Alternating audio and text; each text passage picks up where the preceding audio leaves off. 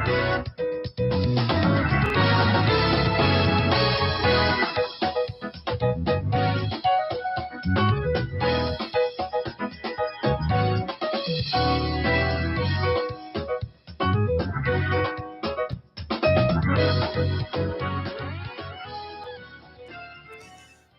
morning to you on this Monday morning. You have joined us on the Fifth Connection. We are live as we talk through the storyline of that famous letter written by the Apostle Paul to the Hebrews.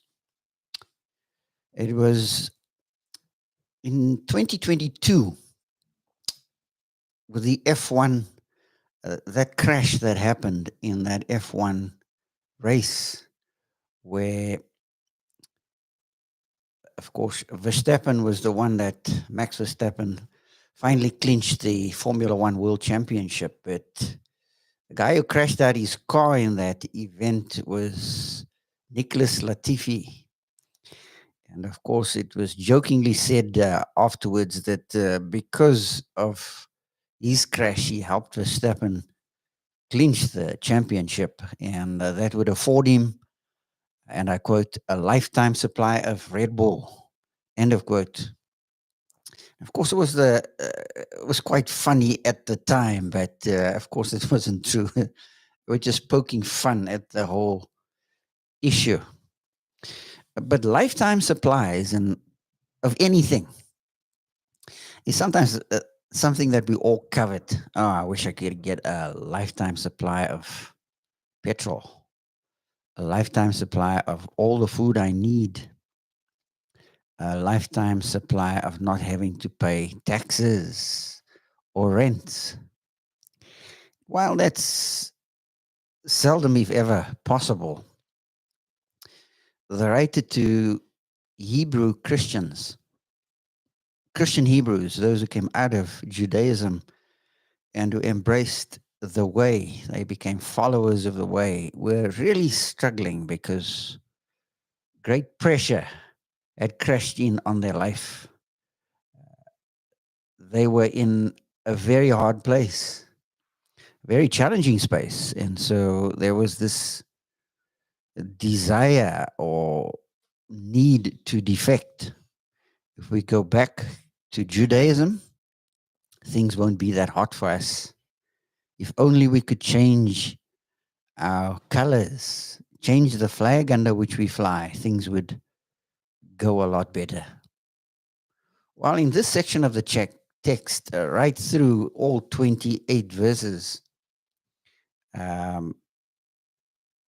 we see something very interesting. Well, actually, all 39 verses of the chapter talks about the importance of gaining or having access to a bargaining chip, a chip which is not only a temporary, a bargaining chip which is not only seasonal, but one that is effectual, one that is royal, but then one that is novel and, in a sense, all seasons, a chip for all seasons. It will suffice in every phase of life. And that's what the writer is talking about in chapter 10. These Christian Hebrews have access to a very novel bargaining chip, one which is royal and effectual, and one that supersedes all other. It's the patch of all patches that irons out all the bugs that you could ever think of and ever have. It is a new deal that makes the old deal obsolete. It renders it null and void because it supersedes the old for the new. And so throughout the 18 verses of the story, the first 18 verses, personal voluntary sacrifice is what produces a chip to bargain with the future, but it's the voluntary sacrifice of this son, the superordinate son, not a son which cannot deliver, but really the Son of God, Jesus himself, earns us the bargaining chip with a future that is decisive and effective, since its dealings are based on the sacrifice of one who gave his life to never again have to give his life, because it is appointed unto man once to die. The Son died once, never to die again, so that we either face him as Savior or we face him as Judge. That's what 9:27 says.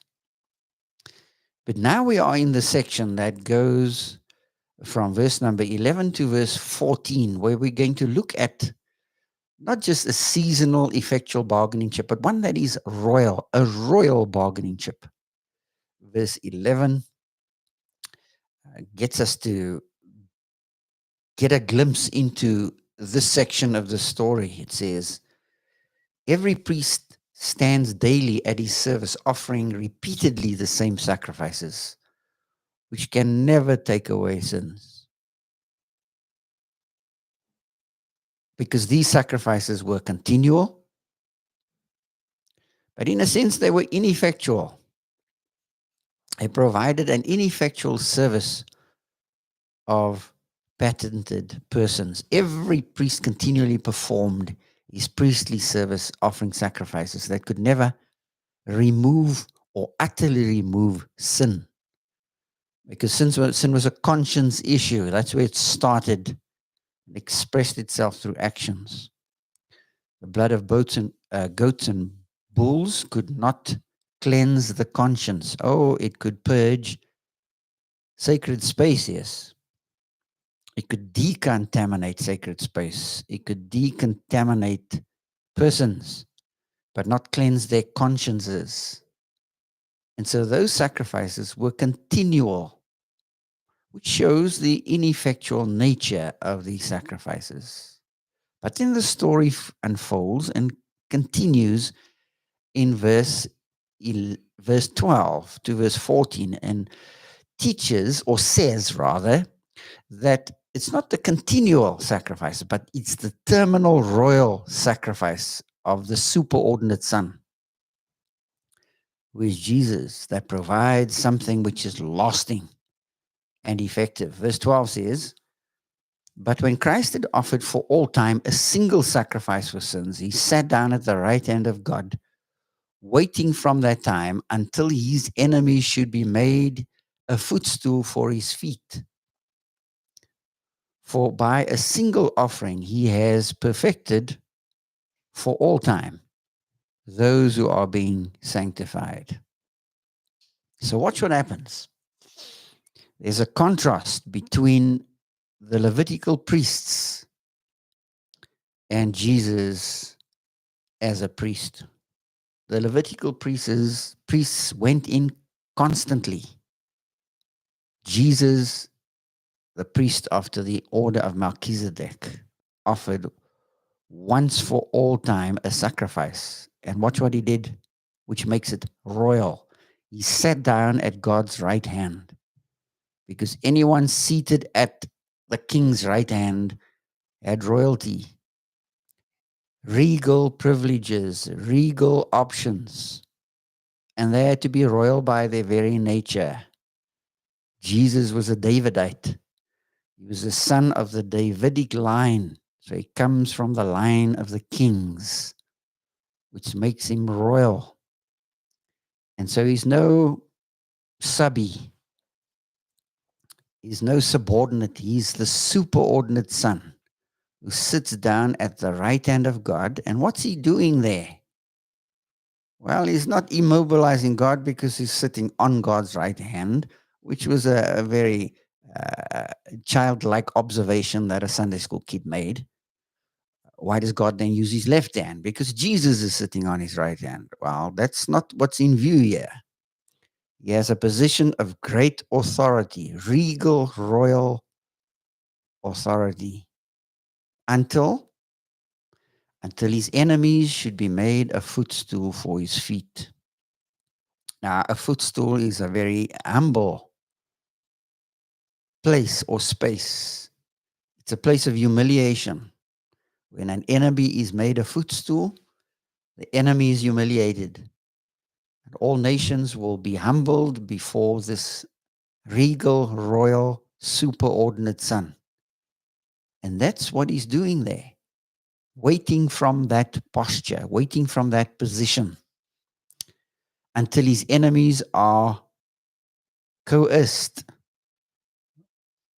forced to submit, because he decisively purges forever those who are being set apart, those who are being consecrated, those who are being transformed. The superordinate son does that from a position of being seated, in a sense, never to stand again and have to do something. If you sit, if you are seated, your posture is one of repose, one of relaxation, one of rest. And that's why in chapter 1, verse number 3, it says that this superordinate son is the outshining, the radiance of the glory of God. Remember that word? Apagasma. It's a hapax legomenon. It only appears once in the original text, and then outside of the text in Second Temple Judaism, it appears in the wisdom writings of that period. So Jesus is the radiance of the glory of God, the exact imprint of his nature. And he upholds the universe by the word of his power after making purification for sins. He sat down. There's the idea of being seated. He sat down at the right hand of the majesty on high. And that's why he's better than. He's superior to Torah. As great as Torah is for Hebrew people, Jesus is greater. He's greater than angels. He's greater than Moses. He's greater and better than the sacrifices. And on the writer goes. For the Western mind, that's ad infinitum in ad nauseum. It nauseates you because you're hearing it all the time, coming up in the text. He's a priest after the order of Melchizedek. Blood of bulls and goats can't cut it. Only the blood of the superordinate son is what does it. And that's what he's talking about here. And so the question about how we bargain with the future is on the table. Well, you only earn this bargaining chip by trusting Christ, trusting in the sacrifice of another in your place who was able to do it all so that you don't have to do it. But our lives will be filled with opportunities for personal voluntary sacrifice. And so here's a question. Are you, as a believer, are you living in the light of the new upgrades of your bargaining chip? Like we have to upgrade our computers to deal with new bugs and new fixes that have crept into the software of the brains, as it were, of those computers. A new patch, a new fix, a new upgrade is what does it. Jesus Christ is the ultimate upgrade.